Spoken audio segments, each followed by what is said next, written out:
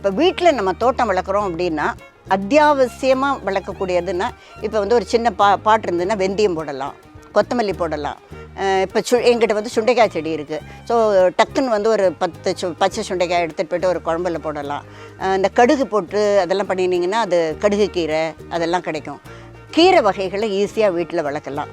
அப்புறம் இந்த துளசி, கற்பூரவல்லின்னு நமக்கு மருந்துக்கு கிடைக்கிற விஷயங்கள் எல்லாம் நிறைய கிடைக்கும்.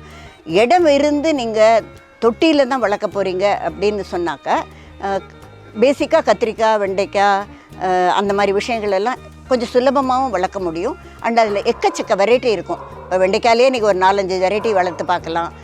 ஒரு 2-3 பேர் இருக்கிற குடும்பத்துக்கு வந்து ஒரு 5 செடி 6 செடி நல்லா வளர்த்திங்கன்னா 5-6 செடி கூட போகும். வெரைட்டிக்கு ஒரு 5-6 செடி வச்சுக்கலாம்.